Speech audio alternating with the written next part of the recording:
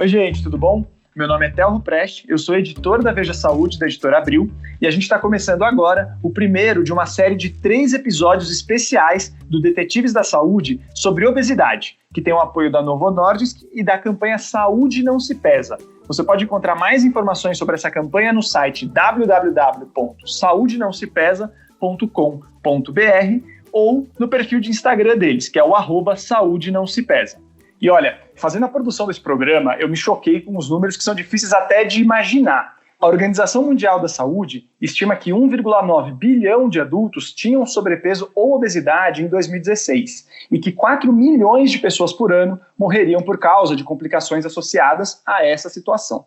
1,9 bilhão de pessoas é basicamente você pegar toda a população do Brasil e multiplicar por 9. Eu acho que essa é uma forma, talvez, de entender. Então, sim, esse é um problema de proporções epidêmicas e que está agora cruzando com a própria pandemia do coronavírus. Até o dia 16 de março, a mesma OMS contabilizou quase 120 milhões de casos confirmados de Covid-19 no mundo, com cerca de 2,6 milhões de mortes. E a obesidade, ela está comprovadamente associada a casos mais graves de Covid-19. Infelizmente, desses números que a gente colocou acima, muitos têm a ver com a obesidade. E além disso, as restrições atuais, elas podem dificultar a adoção de certos hábitos saudáveis, ou mesmo bagunçar o bem-estar mental de quem está acima do peso. E é esse cenário aqui que a gente quer abordar, tanto do ponto de vista de bem-estar individual, como de saúde pública.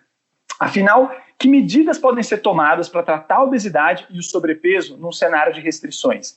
Como a gente minimiza os riscos que pessoas com obesidade têm ao serem infectadas pelo coronavírus? Dá para fazer isso, aliás? E mais, como é que a gente equaliza a busca por saúde sem esquecer do equilíbrio mental? Tem bastante coisa para a gente abordar aqui hoje e até por isso a gente vai ter 2 convidados. Eu vou começar apresentando aqui o endocrinologista Márcio Mancini. Ele é presidente do Departamento de Obesidade da Sociedade Brasileira de Endocrinologia e Metabologia, a SBEM, é chefe da Unidade de Obesidade do Hospital das Clínicas da Faculdade de Medicina da Universidade de São Paulo e autor e coordenador da 3ª edição do livro Tratado de Obesidade. Tudo bom, doutor Márcio? Como você está? Tudo bem, Theo. Um prazer falar com você e com os ouvintes da Veja Saúde. Maravilha! E além dele, a gente está aqui também com o psiquiatra Daniel Martins, que é formado pela USP e é o International Fellow pela Associação Americana de Psiquiatria. O Dr. Daniel, além de um conhecedor do impacto mental da obesidade, fundou também o projeto Médicos na Cozinha, que ajuda os próprios profissionais de saúde a fazer a própria comida, a se alimentar melhor, o que certamente impacta nos índices de obesidade e até nos pacientes, né, que eles atendem. Tudo bem, doutor Daniel? Tudo bem, Theo? Olá, doutor Márcio, todo mundo que está ouvindo a gente. Acho que esse nosso bate-papo hoje vai ser muito legal. Maravilha. Bom, então vamos logo partir para o nosso primeiro bloco da conversa, que é sobre esse cenário da obesidade antes, durante e até depois da Covid.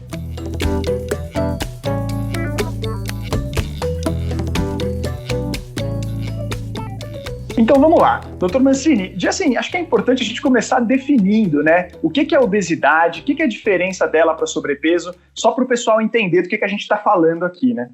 A forma mais simples de avaliar o excesso de peso, né, quando a gente fala o excesso de peso, é tudo que está acima do peso normal.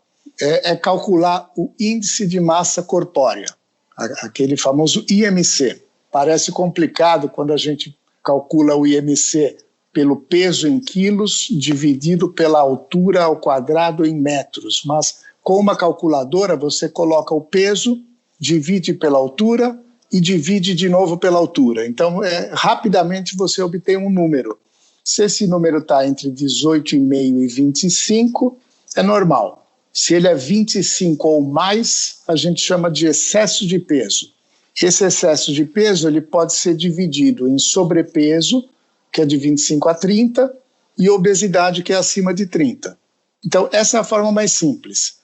O IMC tem algumas limitações, porque, evidentemente, um indivíduo muito musculoso, ele pode ter um IMC mais alto, o indivíduo inchado, com muita água no corpo, pode ter um IMC mais alto, mas essa é uma situação que, diante de um exame clínico, o médico, só de olhar para o indivíduo, ele já consegue diferenciar se é uma questão de excesso de gordura ou excesso de músculo ou de água.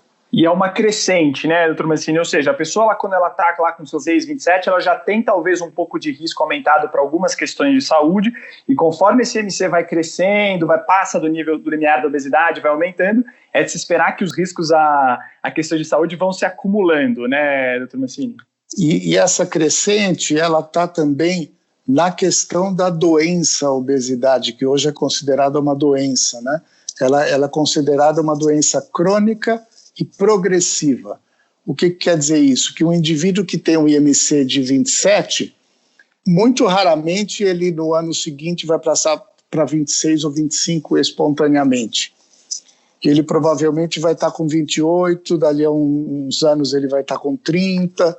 Então é uma doença progressiva da mesma forma que pressão alta, diabetes, são doenças crônicas que acabam precisando de uma intervenção cada vez mais intensa para ter um bom controle.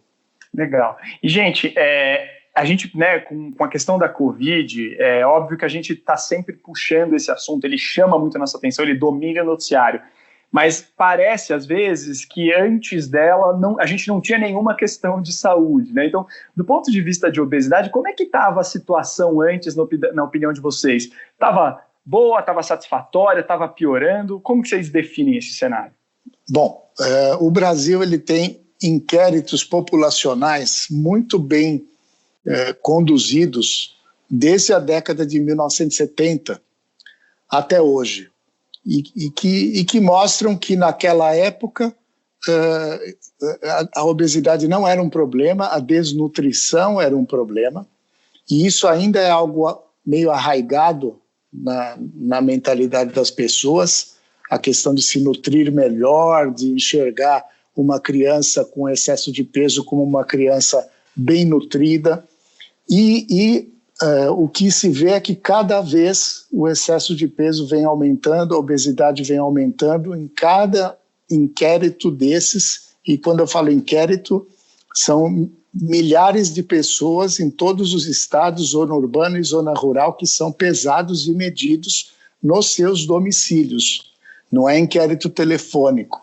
Então, hoje, a gente tem que mais de 60% da população brasileira apresenta excesso de peso e mais de 25% da população, então mais de um quarto dos brasileiros adultos, apresenta obesidade.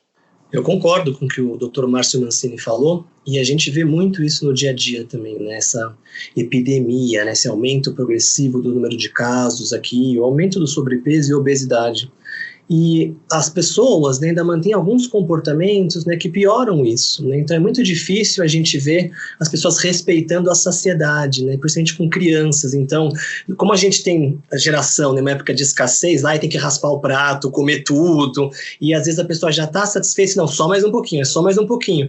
Tem até aquelas piadas populares de vó, né, vai na casa da avó e a avó tá, come mais comida, porque a comida tem essa função afetiva, né, que a gente vai falar um pouquinho mais para frente também. Então, perfeito, o que o Dr. Márcio comentou, concordo. E aí, doutor Daniel, né, você tem essas questões que elas já vinham de antes da pandemia, e aí, de repente, vem uma pandemia, né, que tem a doença em si, mas tem também os comportamentos que ela pode, eventualmente, interferir. No que você tem acompanhado, né, do assunto, como que você vê que essa pandemia interferiu em hábitos que, eventualmente, estão ligados à obesidade? A pandemia interferiu bastante, né, se a gente fosse resumir em uma frase. E é só pensar na gente ou nos nossos familiares, né, e nas pessoas que estão próximas. Aumentou o consumo de álcool e substâncias. Às vezes a comida entra como uma função de diminuir sintomas negativos, né? Então eu como para diminuir uma ansiedade, ou eu como porque eu estou irritado, ou eu como de repente porque eu estou depressivo, ou como porque eu estou entediado, né? E quando também falta um pouco de afetos positivos nas vidas das pessoas, eu como porque eu estou feliz ou porque dá comfort food, aquela comida que traz aquela sensação de carinho, de alento, né? Então agora vamos pensar numa pandemia, onde a minha liberdade é restrita. Eu não posso, de repente, fazer as coisas que eu gostaria, na intensidade que eu gostaria. Soma com a convivência forçada, que às vezes eu sou obrigado a ficar mais tempo com pessoas, às vezes é minha família, as pessoas que eu amo, mas de repente eu não estava acostumado a ficar todo esse tempo, né? Pode sim descompensar vários comportamentos. Tem gente que aumentou compras pela internet, já falamos de consumo de substâncias, de repente a pessoa pode estar descompensando na parte alimentar. Então teve sim uma mudança externa que a gente vai demorar para se adaptar. Ô Daniel, você concorda que ninguém pede delivery de frutas, legumes e verduras, né? Em geral, o delivery é de comida pronta, se não é congelada, né? Comida ultraprocessada. Exatamente, porque já que eu vou pedir alguma coisa também, eu pedi alguma coisa que me dê aquela sensação, né, que tem aquela comida de conforto, e realmente as pessoas às vezes não fazem escolhas tão saudáveis como poderia, e são comidas mais ultraprocessadas, que nem o Márcio me falou, e também mais calóricas, né, então acaba descompensando, uma coisa vai puxando a outra, né, como se fosse uma corrente, você puxa um elo, vão vindo todos juntos. E tem o elo do exercício físico também, né, doutor Márcio? Eu não sei o quanto complicou, por exemplo, com seus pacientes, como você tem visto, se eles estão conseguindo driblar certas questões para continuar se exercitando, como é que está isso? Não é fácil, né? Quer dizer, eu mesmo jogava tênis 2 vezes por semana e agora fechou totalmente, né? Mesmo o tênis que é uma pessoa de um lado da quadra, outra do outro, está fechado. Então, tem que se virar com aulas remotas, com o fisioterapeuta ou o professor de educação física ali na telinha orientando os exercícios. Mas, precisa de uma conduta muito ativa do paciente em se disciplinar para conseguir fazer isso. Você sabe que eu tô descontando na minha cachorra, porque eu jogava futebol 2 a 3 vezes por semana e parei, né? E aí agora eu falei, tem que continuar fazendo alguma coisa. Então os passeios da minha vira-lata agora estão mais amplos. É que ela é boa de fôlego, então até agora ela não reclamou. Mas é difícil, né, de se adaptar. Não, exatamente. Isso tem muito a ver com a motivação interna, né? Que é a motivação que a gente chama de intrínseca. Eu vou dar o meu exemplo aqui. Eu fazia uma arte marcial, né? Tive que parar agora por causa da pandemia. Era eu e meu sensei, mas como tem contato, a gente acabou nesse momento, não estamos fazendo.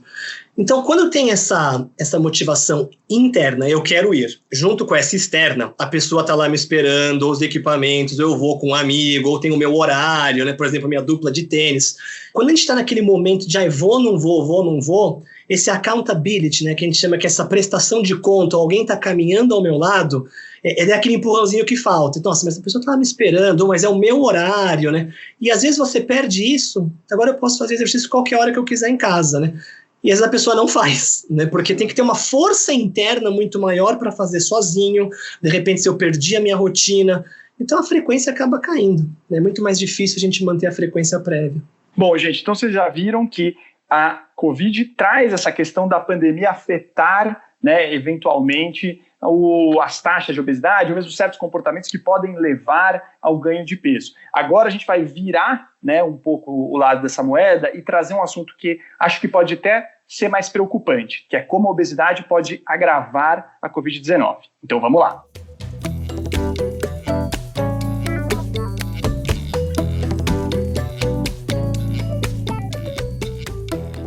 Então vamos falar um pouco, né, de como o excesso de peso, a obesidade, exercem influência, né, no quadro da Covid-19, na infecção pelo coronavírus. Você tem já estudos nacionais e mesmo internacionais trazendo, né, impacto da obesidade no agravamento da Covid-19. Mas o Dr. Márcio estava me falando que às vezes isso pode ser, até estar um pouco, vamos dizer, ou subnotificado ou gerando pouca preocupação, menos do que deveria. Dr. Márcio, conta um pouco para a gente esse cenário que a gente está e por que você fez essa observação aqui nos bastidores que eu estou revelando aqui. As primeiras publicações que surgiram aí lá para o mês de abril, maio, publicações a princípio na Europa, depois publicações de Nova York, da Califórnia, mostravam gravidade de quadros de Covid internados. Então, comparavam, por exemplo, pacientes intubados versus não intubados, ou sobreviventes versus não sobreviventes, e viam qual que era o percentual de pacientes com obesidade, sobrepeso e peso normal em cada um desses grupos. E verificaram que os quadros mais graves estavam presentes nas pessoas com obesidade e sobrepeso, tanto na Universidade de Lilly, como na Universidade de Nova York, como na Universidade da Califórnia, nos hospitais das universidades. Na mesma época, o Ministério da Saúde divulgou um número de que 6% das pessoas internadas com Covid apresentavam obesidade. E aí me chocou, né? Pô, se 25% da população tem obesidade e o Ministério divulgou que 6% tinham obesidade, então a obesidade é fator protetor para a Covid, né? E, na verdade, é o oposto. Então, o que acontece é que, assim, raramente o médico ele coloca num resumo de alta ou num atestado de óbito o diagnóstico de obesidade. A não ser que seja um paciente jovem que tem um IMC muito elevado e não tenha nenhum outro fator de risco, ele não vai colocar obesidade, ele coloca hipertensão, diabetes, doença do coração, mas obesidade está ali no final da lista, né? Fora que o paciente que dá entrada no hospital com um quadro mais grave, ele não vai subir numa balança, medir, calcular o índice de massa corpórea se ele está com falta de ar. Ele vai direto para o leito. E se ele tem um IMC de 30, 35, passa batido e acaba não sendo verificado se ele tem um sobrepeso, obesidade ou peso normal. Então, isso é subestimado, né?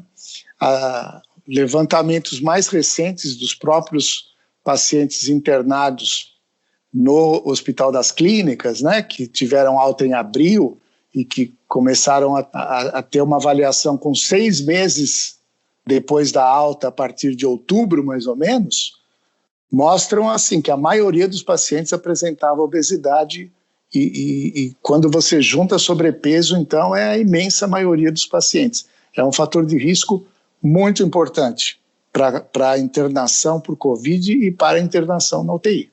Perfeito, ó, isso que o Dr. Márcio falou, eu concordo, gênero, número e grau. E tem até, eu queria trazer uma contribuição aqui, que às vezes o médico, ele não faz o diagnóstico, ele subnotifica a obesidade, né? Tem um estudo do JAMA, né, que é uma dessas publicações de 2004, que fizeram um estudo muito interessante. Quando o médico pesava mais do que o paciente, ele relatava menos no prontuário o diagnóstico de obesidade de quando o médico pesava menos do que o paciente.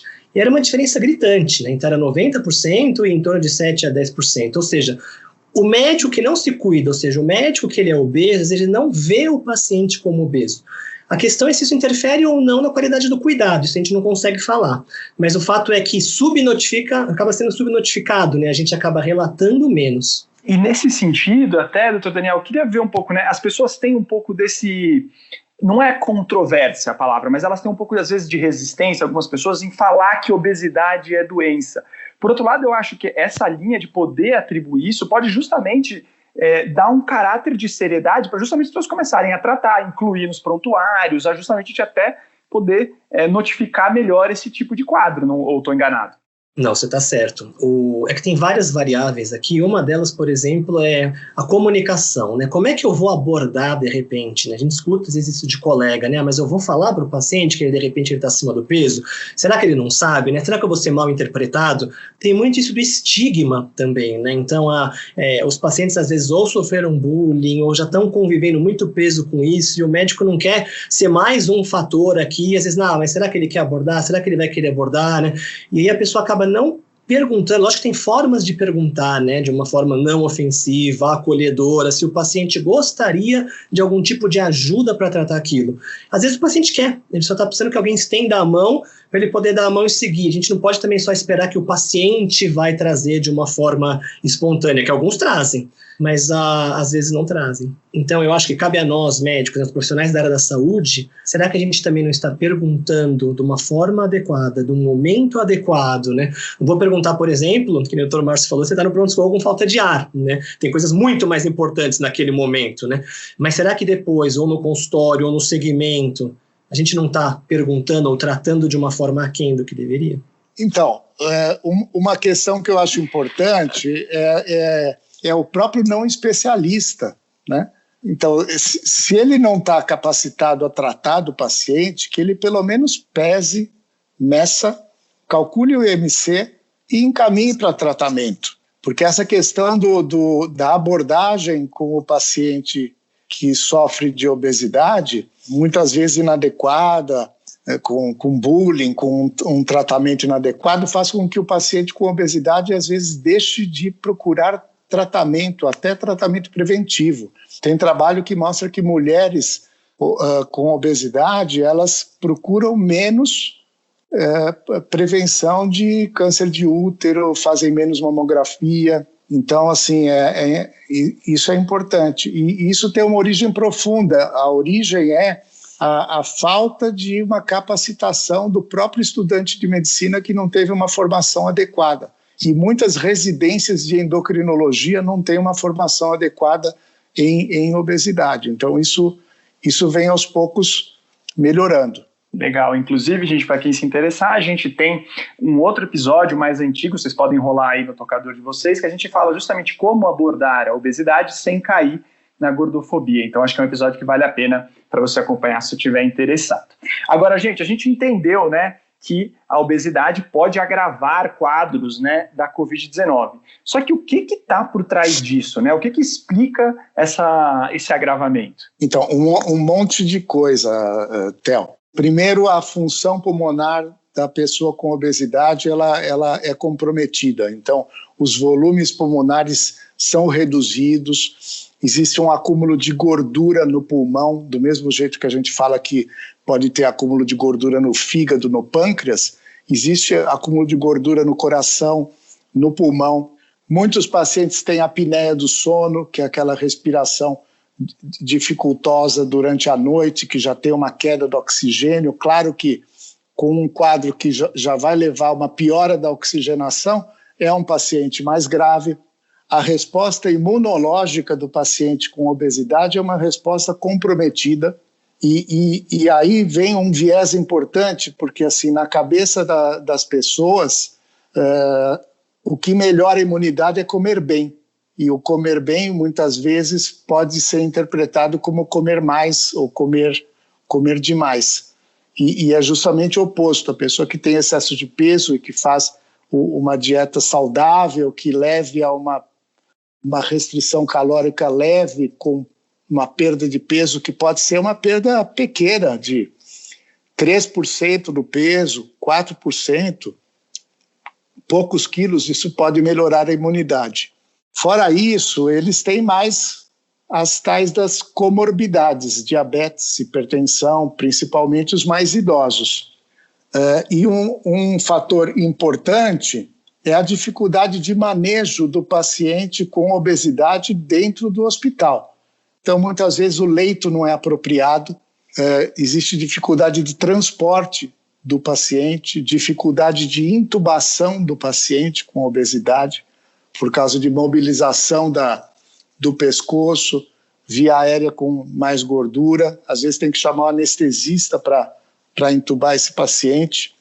Os aparelhos de tomografia têm limites para peso. Tem aparelho de tomografia que, se o paciente pesa mais do que 125 quilos, ele não entra no aparelho. Você não consegue nem avaliar o comprometimento do pulmão desse indivíduo que está com Covid e que tem obesidade.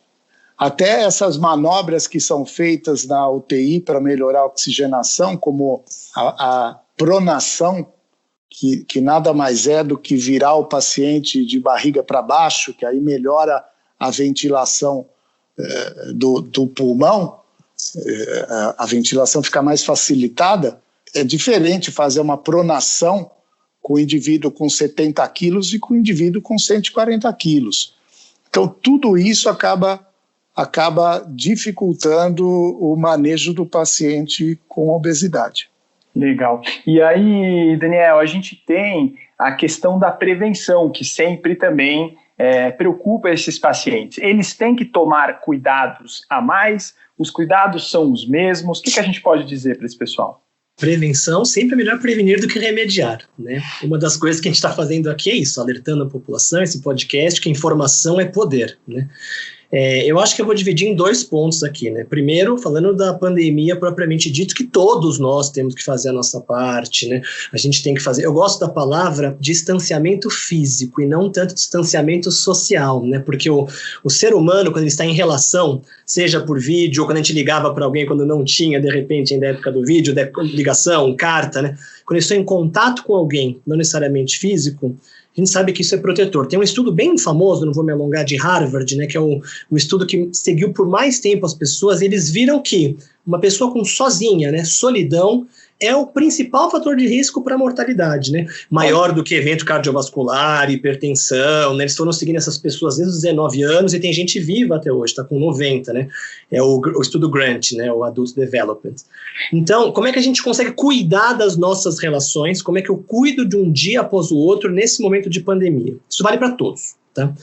E aí, logicamente, pensando também em obesidade, né, a gente tem que ter alguns cuidados, né, porque, que nem o Márcio falou, se a pessoa se alimenta bem, faz um exercício regular, eu durmo bem, o meu manejo de estresse está adequado, eu tenho um tempo para mim, né, então que a gente chama de leisure time, eu tenho minhas atividades prazerosas, lazer e hobby, não é só casa, trabalho, casa. Isso vai ajudar todo mundo, inclusive as pessoas que mais precisam, que no caso aqui são as pessoas que estão sobrepeso ou obesidade. Então eu acho que a gente tem que pegar essas duas coisas que a gente falou e juntar, misturar e ver o quanto que aquela pessoa, naquele momento, naquele contexto que ela está socialmente também, ela está precisando.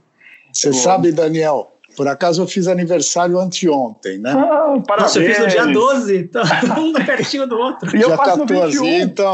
então. E aí o que acontece? Você estava falando do distanciamento físico e do social, aí queria comentar uma coisa com você, de repente você replica depois. Eu tenho alguns primos um pouco mais velhos e que, assim, não são muito hábeis nas ferramentas de celular, de WhatsApp, e aí que telefonaram, né? E é diferente, eles telefonaram para dar os parabéns, né?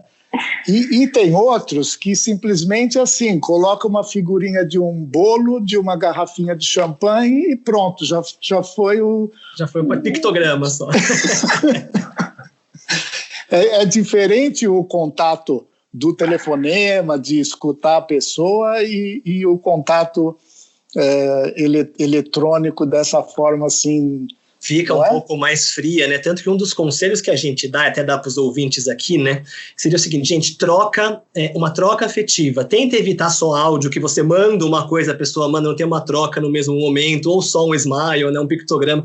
Se puder, né? Ou ligar para alguém por áudio, né, ou de repente por vídeo, né, a troca é totalmente diferente, a intensidade é diferente, mesmo que seja por um período breve, né. Às vezes a gente escuta dos pacientes, mas eu vou ligar, vou ter que ficar meia hora lá, né. Você pode falar, não, você pode falar, eu tenho 5 minutinhos para falar com você, é uma coisa breve, né. Não é falta de educação nem nada disso, é uma troca, é um cuidado. E ainda tem aquele comemoração de aniversário, né? Aquele parabéns que vem copiado da pessoa anterior que escreveu pelo WhatsApp, né? Essa aí é o cúmulo é o pior de todos. Que é gastar tempo, né?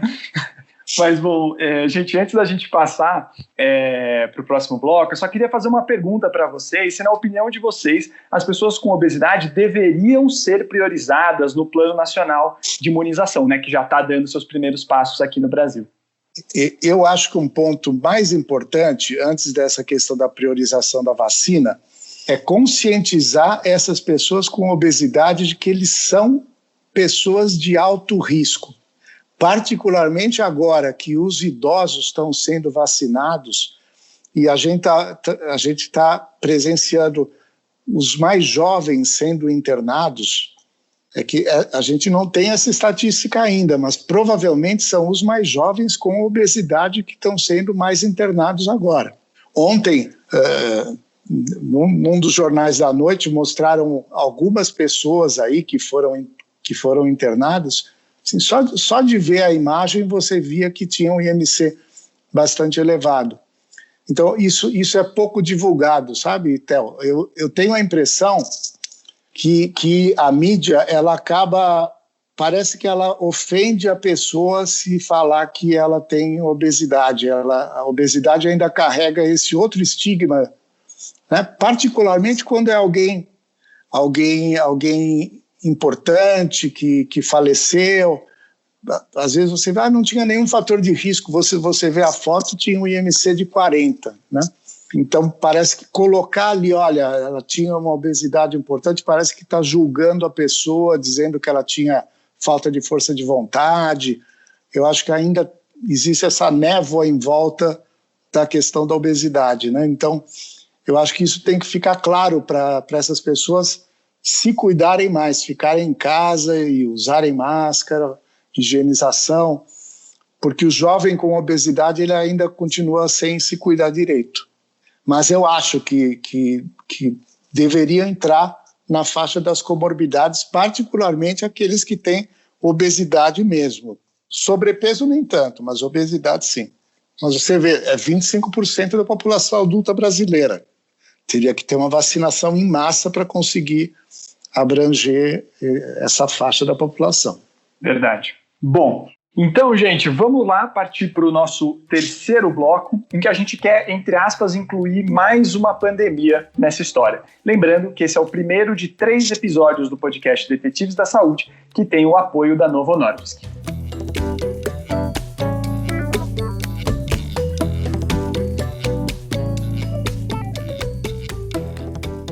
Bom, gente, no começo eu falei de 2 epidemias. Só que tem uma terceira acontecendo, já desde antes da pandemia, que é a de transtornos psiquiátricos. Né? Doutor Daniel, por que os números de ansiedade, de depressão, mesmo de outros problemas, já vinham aumentando antes da pandemia de Covid-19? O que está acontecendo? Essa é uma pergunta ótima, Theo, né? O índice, né, de pacientes com transtorno de ansiedade não parava de aumentar, né? Tem vários fatores e hipóteses que a gente pensa nisso, né? Primeiro, pensando nessa nossa sociedade um pouco mais focada em performance, né, a escassez do tempo, a gente acaba cortando muitas coisas nossas, né, em prol de alguma outra coisa. Então, não posso trabalhar, não posso fazer exercício hoje porque eu tenho que trabalhar, não consigo fazer isso, eu tenho tempo com meu filho, porque de repente tenho que fazer tais coisas. Né? Então, a gente vai se anulando muitas vezes em torno de outras coisas, somado com a cobrança, então as próprias economias em si, você vai juntando tudo, é multifatorial, né? A própria condição socioeconômica, né, isso também pesa, né? Sempre para pensar que o Brasil é um país que quase 40% da população não tem saneamento básico, né? É uma tristeza se a gente for pensar assim. Então você vai juntando tudo isso, né, com o nosso perfil populacional, né, que tem um dos maiores índices de ansiedade do mundo, para não falar o maior, né, isso vai piorando e vai aumentando, sim. Né, somado com baixa assistência médica, o diagnóstico também não é feito e também não é tratado, porque, eu tenho só ansiedade, né. Mas que tipo de ansiedade? Né? Tem uma ansiedade que é boa, né? Uma ansiedade que move para frente, que aumenta a minha performance. Por exemplo, eu vou encontrar uma pessoa, um parente que eu não vejo há muito tempo, eu estou ansioso, esperando, né? Essa é ansiedade boa. E tem ansiedade ruim, ansiedade que a gente chama de patológica, né? Que me paralisa, ou começa a ter um monte de sintoma físico, né? Que é batedeira no peito, falta de ar, eu começo a tremer, eu tenho alteração gastrointestinal e desmaio, crise de pânico, né? Não consigo pegar o metrô, fica ambiente fechado, aglomeração. Tem vários tipos, né? A gente não vai ficar entrando em detalhes desses. Essas a gente precisa tratar. E do mesmo jeito que a obesidade, às vezes as pessoas não falam, ou porque acham que isso é bobagem, isso é frescura, não está se esforçando, você tem que se dedicar, olha como a vida é bonita, né? A gente tem até uma analogia, né, que a gente fala para os pacientes que estão ou com depressão ou com ansiedade, e também serve para a obesidade, que é quando o médico aborda de uma forma ruim, né? Se eu chegar para um míope, alguém que tem miopia, e falar para ele, cara, você precisa enxergar, né? Ele sabe, né? A pergunta é como, né? Então é uma coisa que eu chegar para alguém e falar, você precisa se acalmar, você precisa ficar menos ansioso, você precisa ficar feliz, você precisa ficar menos irritado, você precisa perder peso, né? Então, assim, não é uma informação óbvia. A gente, na verdade, tem que entender como que a pessoa está sofrendo com aquilo e como que a gente pode ajudar ela, né, a ser uma melhor versão de si mesma. A gente tem que acolher, a gente tem que tratar. Mas essa é uma coisa muito comum. Eu vou dar o exemplo do cardiologista, mas não precisa ser necessariamente cardiologista e, evidentemente, que não são todos, que ele passa lá o remédio para pressão alta, para colesterol, um comprimidinho para uma glicose alterada, e na saída, quando ele está abrindo a porta, ele dá um tapinha nas costas do paciente e fala assim, olha, você precisa perder peso. Quer dizer, essa foi a orientação em relação à obesidade. Mas Daniel, obesidade também está muito correlacionada com psicopatologia, né? Então, com certeza. O próprio crescimento da obesidade também acho que acaba colaborando para isso, né? E eu queria te perguntar, e essa questão do smartphone, do trabalho em casa, de você estar às 8 horas da noite e receber uma mensagem do teu chefe falando que amanhã de manhã você vai ter que entregar uma coisa e você já está fora do teu horário de trabalho. Isso aí não existia antigamente. Ou do produtor do podcast Detetives da Saúde. Então... toda hora. De noite. Mas isso que o Márcio falou é perfeito, tanto que estão até surgindo novos termos, né, do Zoom fatigue, né, que é fatiga, né, cansaço de Zoom ou de telas, né, o Zoom acho que é o que simboliza, porque perdemos um pouco esses limites, essas barreiras, né, sair do trabalho, desligo, agora eu trabalho na minha casa, no meu escritório, então vou fazer agora, não, vou fazer depois, né, então essas barreiras ficaram um pouco menos delimitadas, as pessoas também se cobram mais e não tem aquela separação de ambientes. E isso com certeza, né? Imagina, eu estou em casa, será que eu tenho mais oferta, acesso ao alimento ou não? Eu fico mais entediado ou não? Vou comer mais ou não? E só comentando dessa junção obesidade também ansiedade, elas caminham muito juntos. Se eu estou mais ansioso, eu posso descontar na comida. Daí eu como mais, eu vou ganhar peso, né? Uma coisa vai linkando a outra, né? Então, eu acho que está muito ligado, e essa fatiga das telas, né, se até uma reportagem esses dias nos jornais falando disso, que as pessoas né, não aguentam mais, e estão há um ano desse jeito, né, então qual que é o modelo que vai ser do futuro? Vai ser um modelo híbrido? Não vai ser, né, híbrido pensando em telas, né, home office mais, ao mesmo tempo trabalho presencial nos escritórios ou não. São coisas muito novas, a gente da saúde mental como classe como um todo estamos olhando para isso, estão aparecendo umas coisas não muito boas aí, que nem já aparece agora estou me cansando muito de ficar nas telas, piora os transtornos de humor, a pessoa vai ficando mais irritada, tem vontade de jogar o celular, quebrar a câmera, tem umas coisas ruins acontecendo aí. Eu ia até perguntar disso, Daniel, do ponto de vista da pandemia, né? Imagino que a tela é uma das grandes coisas. Que outra coisa que você imagina que a pandemia agrega, né, nessa coisa dos transtornos psiquiátricos e, eventualmente, como que isso repercute na obesidade? Eu acho que a gente pode falar aqui de relacionamento, né? Se a gente for pesquisar nos nossos amigos, né, ou nas pessoas próximas, vários relacionamentos terminaram ou foram estressados por causa da pandemia aqui. Uma delas é o que a gente falou no começo, né, que é essa convivência forçada, né? Às vezes eu sou obrigado a ficar mais tempo com pessoas que eu amo, ou que eu não estava ficando tanto tempo, e tenho que trabalhar com elas no mesmo ambiente.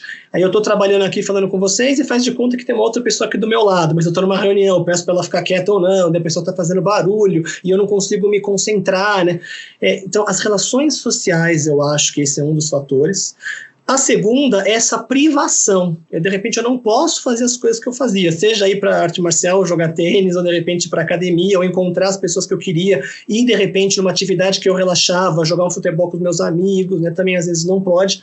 Então eu acho que soma a privação de algumas coisas com essa convivência forçada, teve áreas, né, que foram muito afetadas pela pandemia, pensa, por exemplo, no comércio, né, numa área da aviação, por exemplo, no começo, né, somado com a parte socioeconômica, cultural, essa polarização política também que não ajuda. Você junta tudo, é a resposta da sua pergunta, Théo, né, que está essa soma e essa resultante. Perfeito. E a gente pode colocar no meio desse bololô aí também os transtornos alimentares em si, né? Que imagino que alguns deles têm uma relação íntima com a obesidade, né? Ou estou enganado? Não, eles têm, né? Vamos pensar alguém que tem uma compulsão alimentar, né? Pegando agora a compulsão com aquele critério, compulsão é descontrole, né? Compulsão por compra, por comida, por droga, né? A gente vai falar aqui de alimentar, né? Então, uma grande ingesta alimentar num período curto de tempo, né? Uma pessoa comendo muito mais do que uma pessoa numa situação semelhante, né? Aquela sensação de perda de controle, né? Ou de arrependimento depois da compulsão. Tem gente que come até escondido, né? Então, pensa num descontrole. A pessoa acaba ingerindo uma grande quantidade, né, de alimento e, por consequência, de caloria num período curto de tempo aqui. Para onde vai essa comida? A pessoa vai acabar ganhando peso. E daí, assim, vai ter algum tipo de conduta compensatória ou não, né? Vai só compensar isso, né? Que daí é péssimo pensando em transtornos mentais aqui. Então, respondendo a sua pergunta, com certeza, né? Se a pessoa está com algum tipo de transtorno alimentar, seja só a compulsão, vamos pegar aqui de repente por uma bulimia, assim, essas pessoas vão, com o passar do tempo, ganhando mais peso. No ambulatório de obesidade, né, o transtorno de compulsão alimentar é muito prevalente em pessoas com obesidade, né? Ele certamente é subdiagnosticado, né? Mas no nosso ambulatório a gente procura classificar o comportamento alimentar das pessoas, né? E às vezes a gente pergunta para o residente, como é que é o comportamento alimentar? Parece que ele tem compulsão. Por que você está dizendo isso? Porque quando ele vai na churrascaria ele come muito. Eu falei, não, quase todo mundo quando vai na churrascaria come muito, né?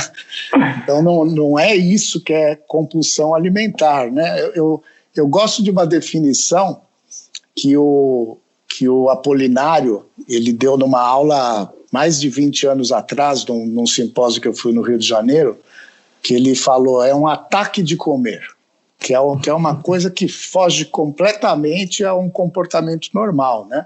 Que é o comer de pé na frente da geladeira, comer comida fria que devia ser esquentada. Às vezes sem mastigar, vai engolindo com voracidade.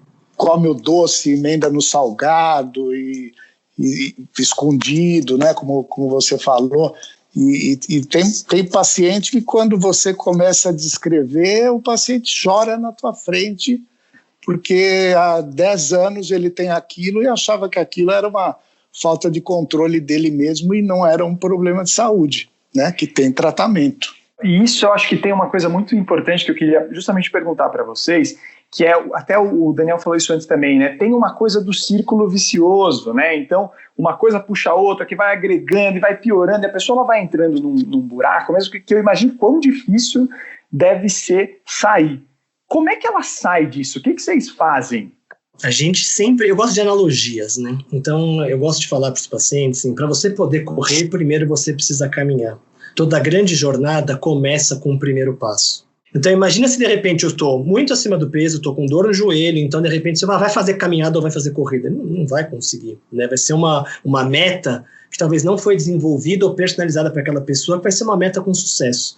Então a gente olha todos os comportamentos por onde a pessoa quer começar, né? Lembrando que o exercício é um principal fator para evitar o reganho e não tanto para a perda, né? Na verdade, simplesmente a alimentação é muito pouco.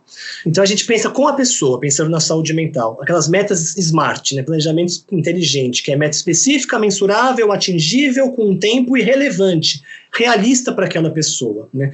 Então a gente começa com pequenos passos mesmo, né? Qual o comportamento que você consegue colocar na sua rotina para poder virar hábito, dormir melhor, começar a fazer uma escolha alimentar um pouco mais eficiente, eu vou cortar alguma coisa aqui, sei lá, diminuir refrigerante, tem várias estratégias aqui, ou eu vou começar a fazer uma caminhada leve 2 vezes por semana e ir de volta até o parque junto com o meu cachorro, ou de repente com a minha família, né?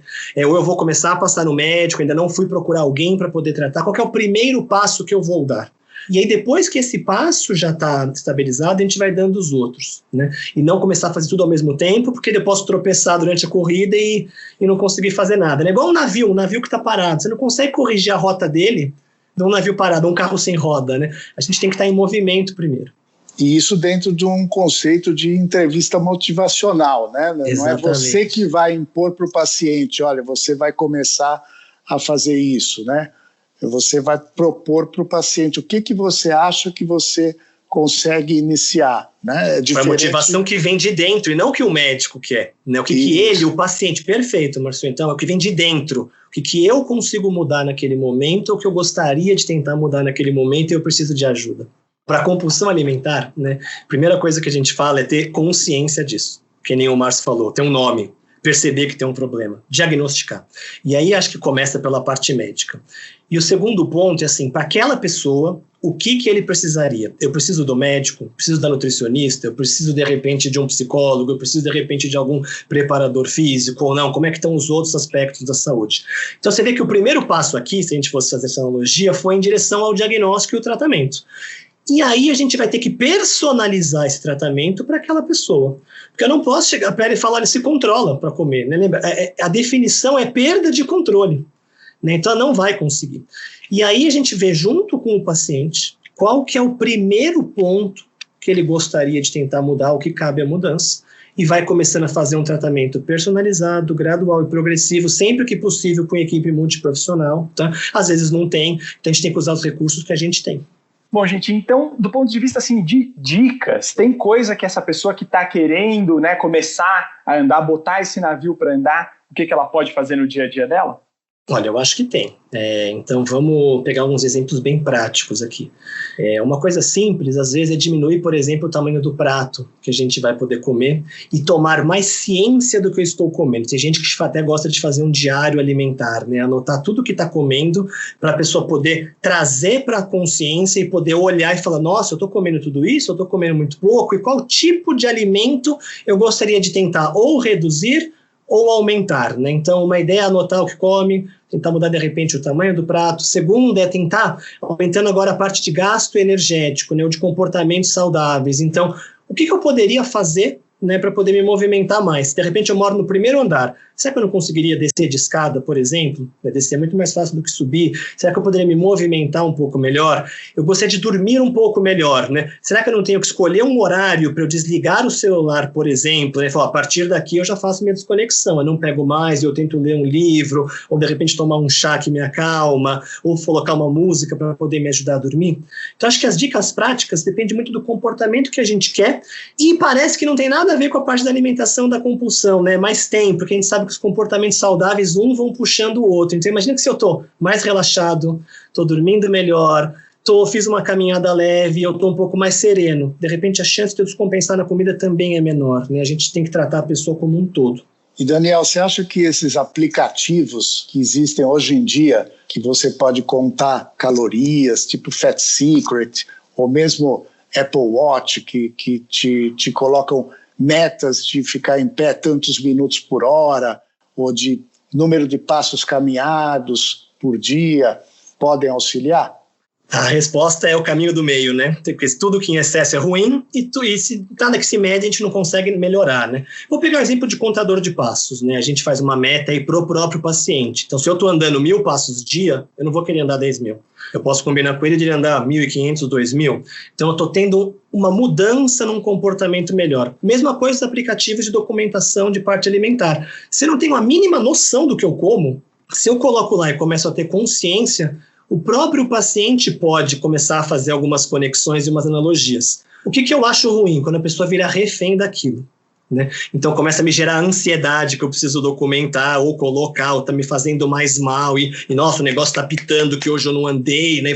E eu vou ter que andar. Então, se a gente consegue colocar uma coisa sem muita pressão interna, né, ou externa, seguir um caminho do meio e lembrar que o objetivo é um passo de cada vez na mudança do comportamento, podem ser muito bons, né?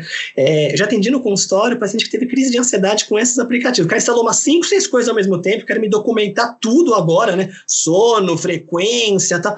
E ficava lá toda hora, né? Então, mas tá te fazendo bem ou tá fazendo mal? Né? Então, tá tendo benefício percebido ou não tá tendo? Então, acho que o caminho do meio aí seria uma resposta bem honesta para essa pergunta, Marcelo. Bom, gente, o tempo passa, o tempo voa, impressionante. Eu queria agradecer demais por estar com vocês dois aqui hoje, por ter essa aula mesmo, foi muito divertido. Daniel, obrigado. Márcio, obrigado, viu? Para mim foi um bate-papo muito agradável. Eu adorei também, obrigado a todo mundo, Theo, Márcio, todo mundo que está escutando. Eu achei que foi bem legal. Perfeito, gente. Então, aqui, só fazendo a nossa ficha técnica, lembrando que na edição, na mesa de som e na captação, a gente tem o Rafael Bertazzi, na produção tem o Diogo Sponchiato e eu, que também faço a apresentação. E quero agradecer também aqui ao Xande, que coordena todas as gravações no Estúdio Abril. Lembrando que esse episódio tem o patrocínio da Novo Nordisk, e se você tem alguma crítica, sugestão, elogio, é só entrar em contato com a gente nas redes sociais. A gente está no Twitter, no Instagram, no Facebook, ou se você prefere o bom e velho e-mail, tem também, que é o saude.abril@atleitor.com.br. Então é isso, gente. Até o próximo episódio. Um abraço. Tchau, tchau.